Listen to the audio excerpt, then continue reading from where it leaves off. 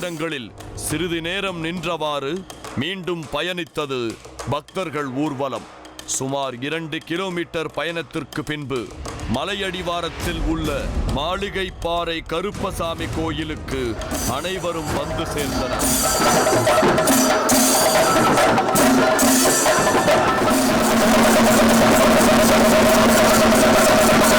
குதிரையில் இருந்து கீழே இறங்கிய பூசாரி அங்கிருந்து கருப்பசாமி சிலை இருக்கும் பகுதிக்கு நடந்தார். மேளதாளங்கள் சத்தம் ஓய்ந்து அங்கு ஒரு அமைதி நிலவியது. பல்லாயிரக்கணக்கான மக்கள் அமைதியாய் அமர்ந்திருந்தார்கள். ஒரு கோவில் திருவிழாவில் பல்லாயிரக்கணக்கான மக்கள் அமைதியாய் நீண்ட நேரம் ஒரே இடத்தில் உட்கார்ந்திருப்பது என்பது மிக அரிதான நிகழ்வாக நமக்கு பட்டது.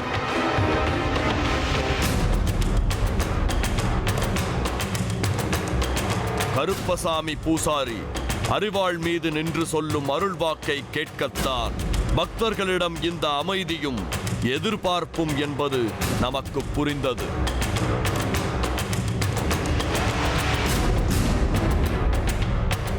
கருப்பசாமி சிலையின் முன்பு வந்து நின்ற பூசாரிக்கு சால்வைகள் அணிவிக்கப்பட்டன. பின்பு அருள்வாக்கு சொல்லும் சமயத்தில் போடுவதற்காக தயார் செய்யப்பட்டிருந்த பிரத்யேகமான உடையை ஒரு தாம்பூலத்தட்டில் வைத்துக் கொடுத்தார்கள். அதை வாங்கிக் கொண்ட பூசாரி அங்கேயே ஒரு ஓரமாக நின்று உடையை மாற்றிக்கொண்டார். மீண்டும் மேளதாளங்கள் முழங்கத் தொடங்கின. வெள்ளை சட்டை, காவி வேஷ்டியில் சாந்தமாக தெரிந்த பூசாரி இந்த உடையில் திடீரென்று வேறு ஒரு மனிதராக காட்சியளித்தார்.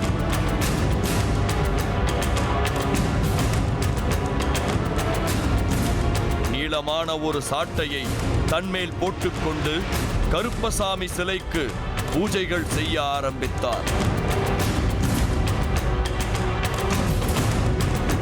கருப்பசாமி சிலைக்கு முன்பாக ஆயிரக்கணக்கான எலுமிச்சை பழங்கள் குவித்து வைக்கப்பட்டிருந்தன. பூசாரி சிலைக்கு அருகில் இருந்த சில எலுமிச்சை பழங்களை எடுத்து பாக்கெட்டில் போட்டுக்கொண்டார்.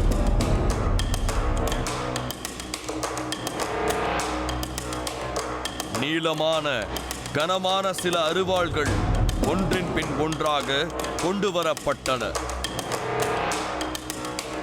கருப்பசாமி சிலைக்கு முன்பாக நின்று கொண்டு அரிவாளின் 2 முனையையும் ஒவ்வொருவர் பிடித்துக் கொண்டு நின்றனர்.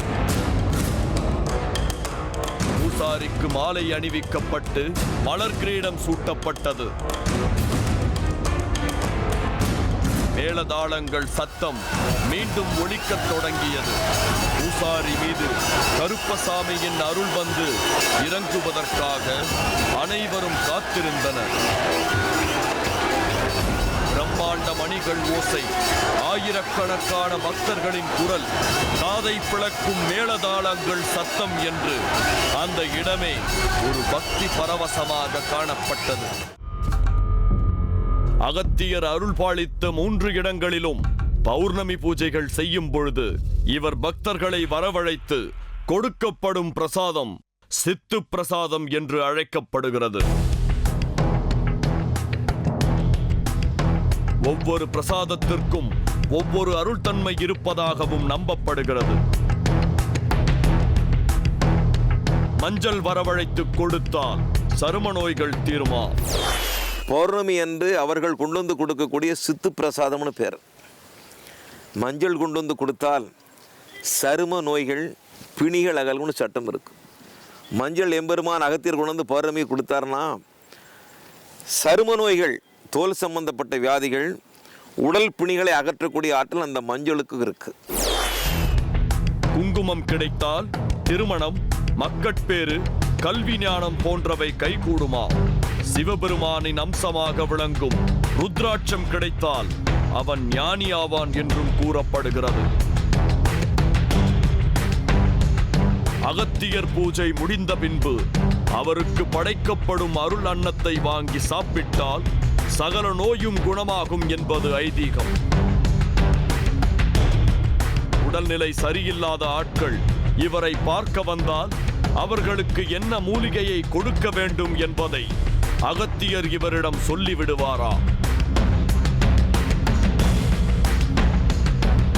நோய்களுக்கு வைத்தியம் பார்க்கும் வரம் இவருக்கு இப்போதுதான் கிடைத்திருக்கிறதா? தன்னை காண வரும் அனைவருக்கும் இவர் மருந்து கொடுப்பதில்லை. அகத்தியர் சொன்ன நபர்களுக்கு மட்டும்தான் கொடுப்பாராம். எம்பெருமானாக இருக்கக்கூடிய அகத்திய பெருமானுடைய இப்போ ஒரு உடல்நிலை சரியில்லாதவர் வந்திருக்கார் அப்படின்னா, அகத்திய பெருமான் அந்த நாடிலே சொல்லுவார், இவனுக்கு இந்த பச்சலை பறித்து கொண்டு கொடுன்றுவார். இந்த மலையில் நான் பாட்டுக்கு போவேன், அந்த ஏட்டில் காட்டின பச்சலை இருக்கும், அதை நான் பறித்து கொண்டு வந்து மக்களுக்கு மருந்தாக இப்போ தான் கொடுத்துக்கிட்டு இருக்கேன். இதுக்கு முன்னால் எனக்கு அந்த அருளை செய்யலை ஐயா. இப்போ சொல்லியிருக்காரு, பிணி அகற்றக்கூடிய பெருமகனாய் உன்னை தேர்ந்தெடுத்து உள்ளேன்னு போன வைகாசி மாதம், இந்த வைகாசி மாதம் ஐயா கொடுத்தாரு. இதுபோல் அகத்திய பெருமானுடைய கூற்றுப்படி நான் நேசிக்கிற அந்த தெய்வங்களை வணங்கி கொண்டு பச்சிலைகளை பறித்து மூலிகைகளை எடுத்து தைலமாகவோ பச்சிலை சாறாகவோ பச்சிலையை பதப்படுத்தி மருந்தாக கொடுத்தா அந்த நோய்கள் குணமாகுது. அதுவும் குறிப்பாக அகத்தியர் சொன்னால் மாத்திரம்தான் அந்த மருந்து. எல்லாருக்கும் நான் மருந்து கொடுக்க மாட்டேன். அகத்தியர் மனது வைத்தால் அனைத்தையும் ஜெயிக்க முடியும் என்கிறார் குருஜி. ஒரு முறை மிகப்பெரிய தொழிலதிபர் இவரிடம் நாடி பார்க்க வந்திருக்கிறார். அவருக்கு வரும் அமாவாசை அன்று மரணம் நேரும் என்று நாடியில் தெரிந்திருக்கிறது. அகத்தியர் பெருமானை வேண்டிய குருஜி அந்த தொழிலதிபருக்கு சில சிறப்பு பரிகாரங்களை செய்து உயிர் பிழைக்க வைத்திருக்கிறார்.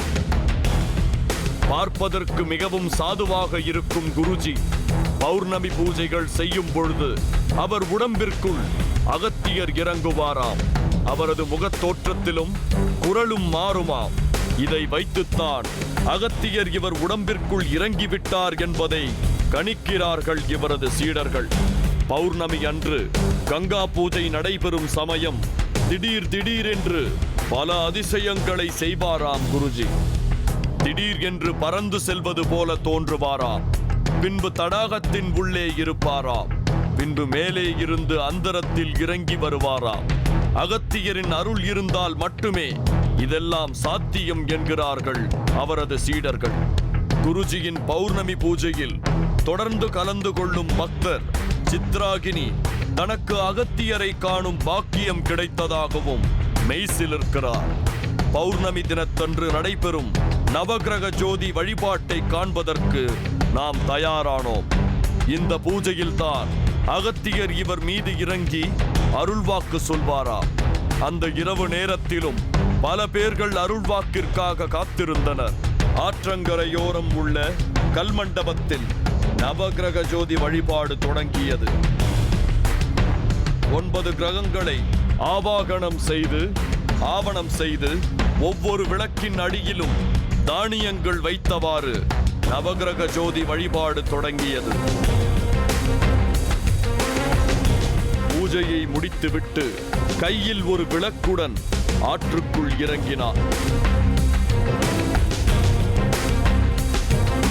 கழுத்தளவு நீரில் விளக்கை வைத்துக் கொண்டு நீண்ட நேரம் மௌனமாக நின்றார். பின்பு விளக்கை கொடுத்து விட்டார். இரு கைகளையும் கூப்பி நீண்ட நேரம் வணங்கியவாறு நின்றார். பின்பு தன் கையை தண்ணீரில் விட்டு கலக்கினார். ஒரு பக்தையின் கையில் தண்ணீரை கொட்டினார். அந்த தண்ணீர் குங்குமமாக மாறி பக்தையின் கையில் விழுந்தது.